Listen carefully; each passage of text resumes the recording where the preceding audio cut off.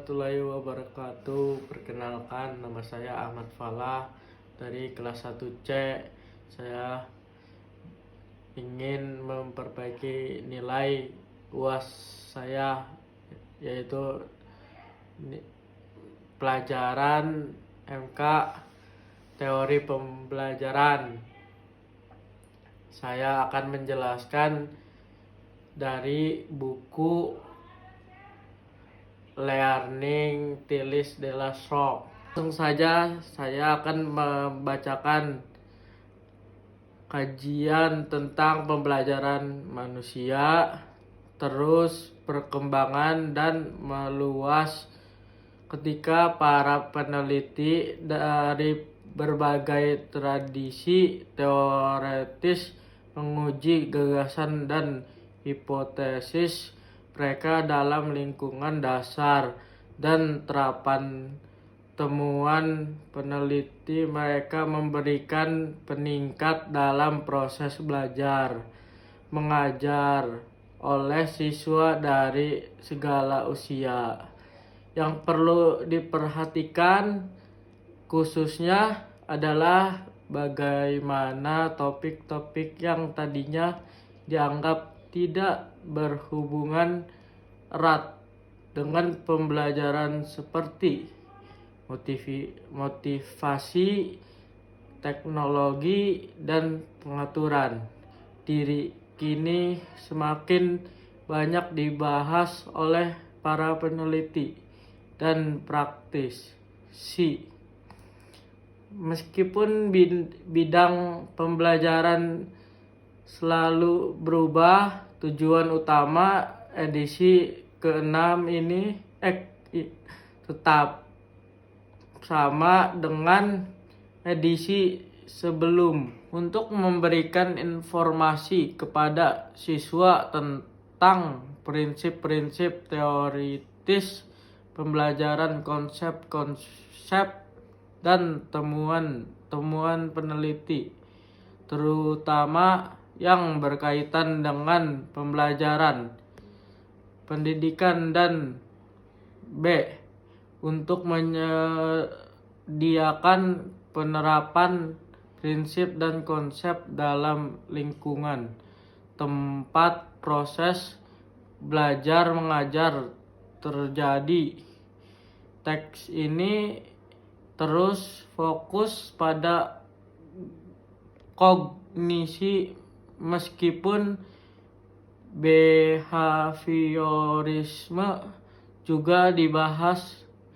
Fokus kognitif ini konsisten dengan penekanan konstruktivis kontemporer pada pembelajaran aktif yang mencari bentuk dan memodifikasi pengetahuan, keterampilan, strategi, dan keyakinan mereka.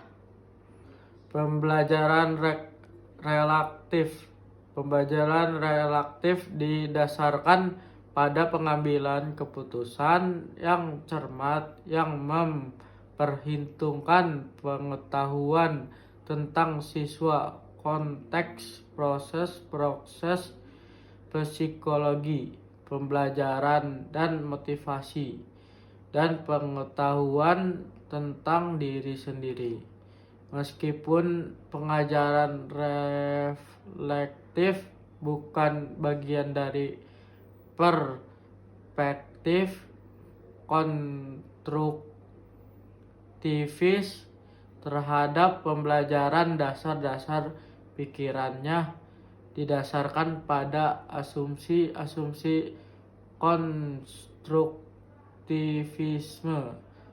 Armstrong dan Savage 2022. Komponen pengajaran reflektif sangat berlawanan dengan metode pengajaran tradisional, di mana seorang guru menyampaikan pelajaran, menyampaikannya di kelas, memberi tugas-tugas pada siswa, memberi umpan balik, dan mengevaluasi pembelajaran mereka.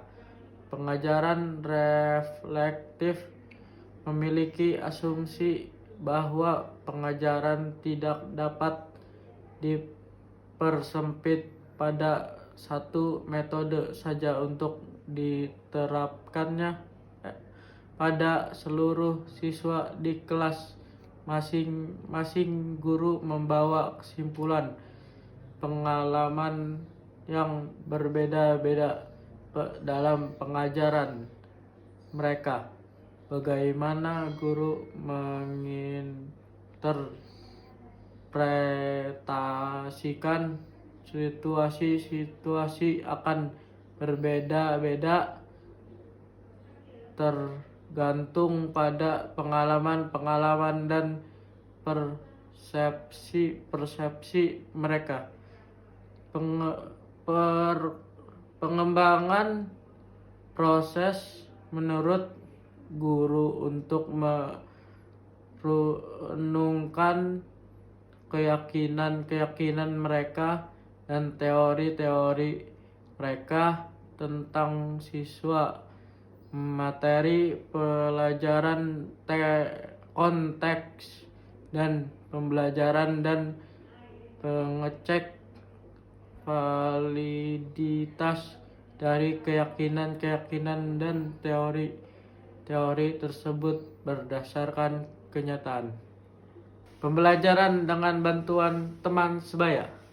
Metode-metode pembelajaran dengan bantuan teman sebaya selaras dengan konseptivisme.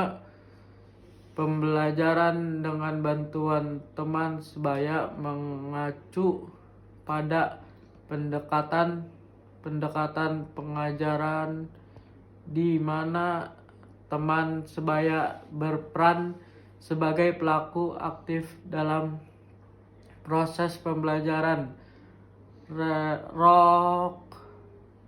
Robeck et al. 2003. Metode-metode yang menekankan pentingnya pembelajaran dengan bantuan teman sebaya antara lain tutoring untuk teman sebaya. Bab 4 dan bagian pembahasan ini pengajaran timbal balik bab 7 dan pembelajaran komparatif dibahas di sini. Pelincar dan Brown 1984, Slavin 1995, Strain et al. 1981. Pembelajaran dengan bantuan teman sebaya telah terbukti meningkatkan prestasi dalam tinjauan mereka terhadap literatur penelitian. Robeck et al.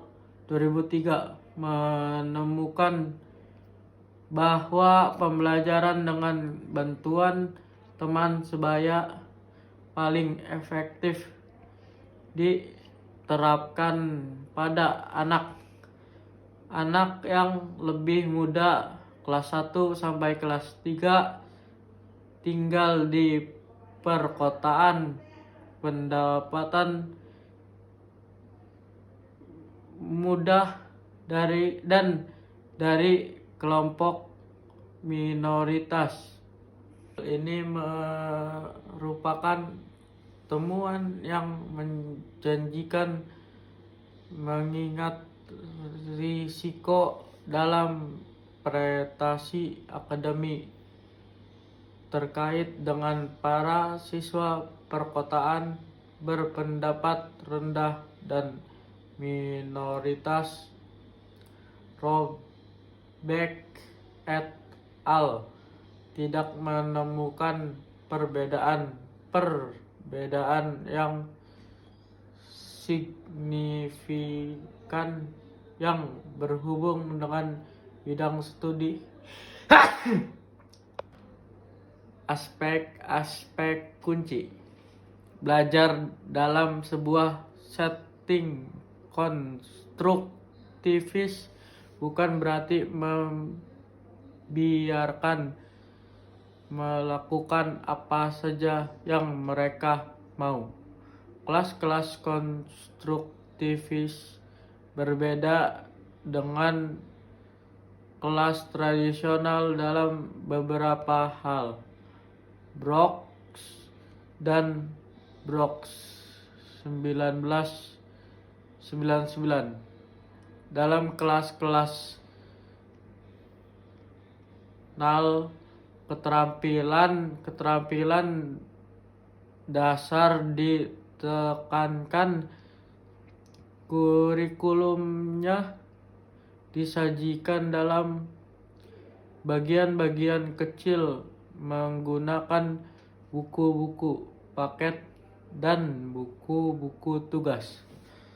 Guru menyampaikan informasi-informasi pada siswa secara didaktik dan menuntut jawaban benar atas pertanyaan-pertanyaan yang diberikannya. Penilaian untuk hasil belajar dibedakan dengan pengajaran dan biasanya dilakukan melalui ujian. Siswa mengerjakan tugas-tugas sendiri. Dalam kelas-kelas konstruktivis, kurikulumnya difokuskan pada konsep-konsep materi-materi manipulatif. Guru berinteraksi dengan siswa dengan menarik pertanyaan, dan pengajaran dirancang untuk berjalan beriringan. Penilaiannya meliputi observasi oleh guru dan portofolio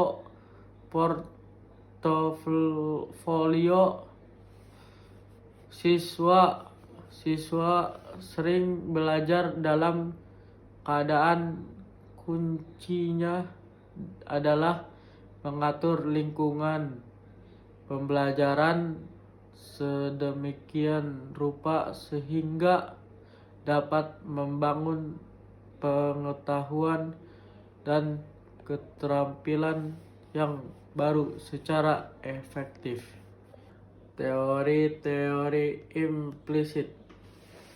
Teori-teori konstruktivis memfokuskan perhatian pada banyak sisi dari motivasi, termasuk komponen-komponen kognitif dan afektif. Sebuah dari pikiran yang sangat penting dari banyak teori kontemporer pembelajaran dan motivasi, dan yang sangat sesuai tentang persoalan seperti bagaimana mereka belajar, apa saja yang dapat membantu prestasi belajar di sekolah, dan bagaimana motivasi mempengaruhi kinerja belajar dan berpikir terjadi dalam konteks keyakinan siswa kognis yang berbeda-beda sebagai sebuah fungsi personal, sosial, dan faktor-faktor kultural.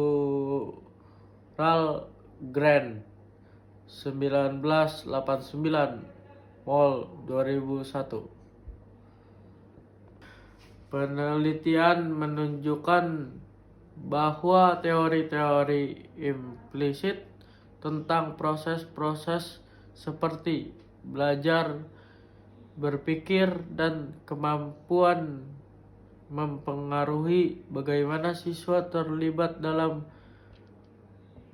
pembelajaran dan pandangan-pandangan mereka tentang apa yang dapat membuatnya berhasil di dalam dan di luar kelas.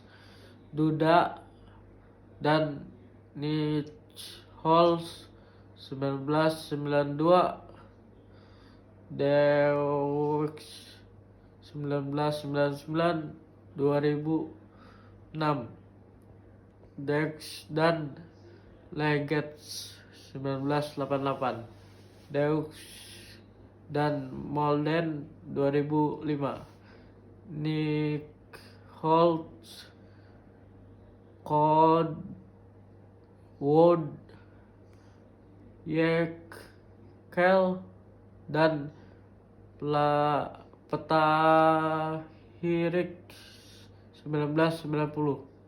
Para peneliti motivasi telah mengidentifikasi dua teori atau pola pikir implisit yang berbeda tentang peran kemampuan dalam prestasi belajar.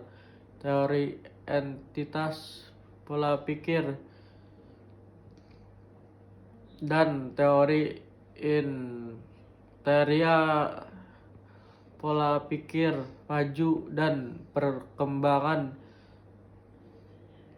para siswanya yang memiliki teori entitas atau pola pikir tetap memandang kemampuan sebagai sifat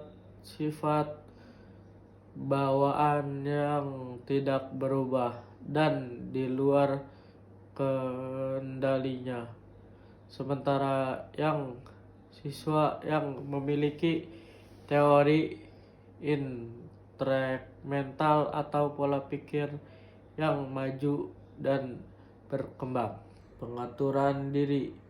Teori Vygotsky secara umum dan ide-ide yang dipaparkan di sini tentang tuturan pribadi dan pembelajaran dengan mediasi sosial secara khusus memiliki relevansi yang tinggi dengan pengaturan diri. Dalam teori Vygotsky, pengaturan diri melibatkan koordinasi proses-proses mental kognitif secara perencanaan, penggabungan, dan pembentukan. Konsep-konsep Henderson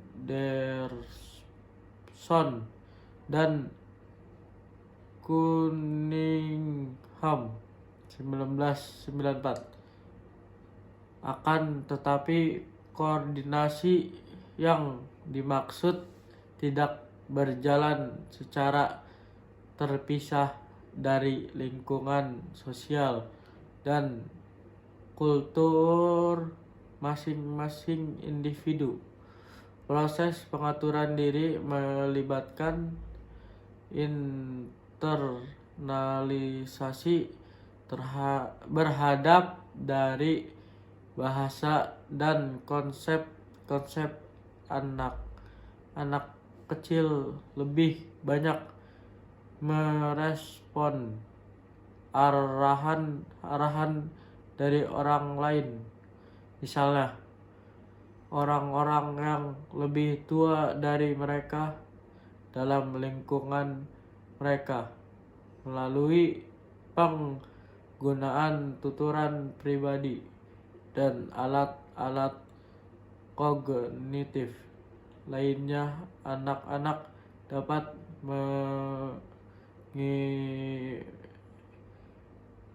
temalisasi berbeda-beda. Proses berpikir menjadi terarah secara mandiri. Internalisasi penting bagi perkembangan pengaturan diri. Huk 1999. Motivasi. Konstruktivisme sebagian besar merupakan teori perkembangan manusia yang pada tahun-tahun belakangan ini telah diaplikasikan dalam pembelajaran. Tidak banyak tulisan yang membahas tentang peran motivasi dalam konstruktivisme. Meskipun demikian, konstruktivisme dapat diaplikasikan pada motivasi dan beberapa prinsip motivasi yang diteliti oleh para peneliti dari pandangan-pandangan teoretis lain sangat sesuai dengan konstruktivisme. Sivan 1989. Aspek-aspek motivasi yang secara khusus relevan di antaranya adalah faktor-faktor kontekstual, teori-teori implisit, dan harapan-harapan guru. Bab 8. Tuturan pribadi dan pembelajaran dengan mediasi sosial. Dasar pikiran utama dari konstruktivisme adalah bahwa pembelajaran mengacu pada transformasi dan internalisasi lingkungan sosial. Bahasa memang memegang peran penting. Bagian pembahasan ini mengetegakan tentang bagaimana tuturan pribadi dapat membantu pelaksana proses-proses transformasi dan internalisasi yang sangat penting. Ini tuturan pribadi. Tuturan pribadi spek mengacu pada sekumpulan fenomena tuturan atau tuturan yang memiliki fungsi pengaturan diri tetapi tidak komunikatif secara sosial. Berbagai teori termasuk konstruktivisme berkembang kognitif dan kognitif sosial, menarik hubungan yang kuat antara tuturan pribadi dan perkembangan pengaturan diri. Berg 1986